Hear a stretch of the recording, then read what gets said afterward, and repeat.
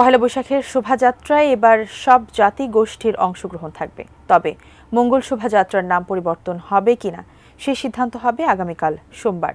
সংস্কৃতি উপদেষ্টা বলেছেন, এবারের বাংলা নববর্ষের উদযাপন হবে অন্তর্ভুক্তিমূলক।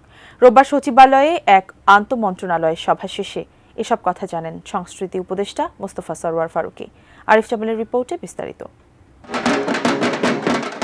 বহু বছর ধরে বাংলা নববর্ষ উদযাপনের অবিচ্ছেদ্য এক অংশে পরিণত হয়েছে মঙ্গল শোভাযাত্রা। ঢাকা বিশ্ববিদ্যালয়ের চারুকলা অনুষদের আয়োজনে প্রতি বছর পহেলা বৈশাখে এই শোভাযাত্রা বের হয়। জুলাই গণঅভ্যুত্থান পরবর্তী বদলে যাওয়া বাংলাদেশে এবার শোভাযাত্রাটি হবে ভিন্ন আঙ্গিকে। সংস্কৃতি উপদেষ্টা বলছেন, শোভাযাত্রাটি শুধু বাঙালিদের শোভাযাত্রা থাকবে না এবছর।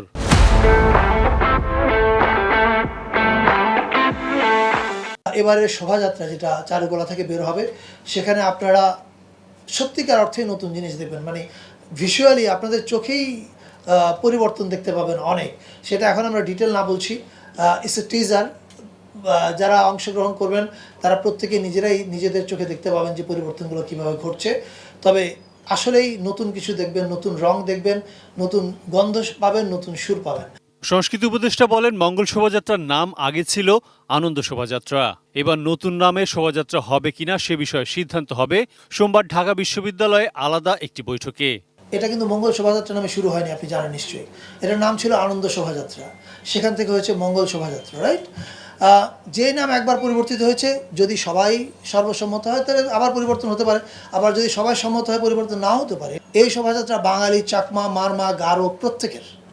ফলে আমাদেরকে দেখতে হবে যে আমরা এমন একটা নাম যেন না দিই যেটা শুধুমাত্র আমাদেরই হয়, ওরা আর ইনক্লুড হতে না পারে, ওরা যেন ব্র্যাকেটে না পড়ে যায়। মঙ্গল শোভাযাত্রা ইউনেস্কোর স্বীকৃতিপ্রাপ্ত।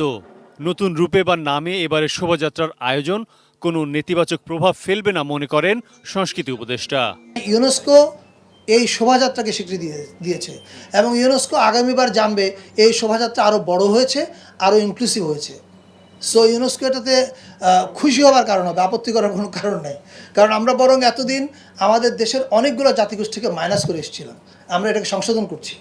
ব্রিফিংয়ে ছায়ানটের সাধারণ সম্পাদক লাইসা আহমদ লিসা জানান, প্রতি বছরের মতোই এবারও তাদের রমনা বটমূলের আয়োজন থাকবে পহেলা বৈশাখে।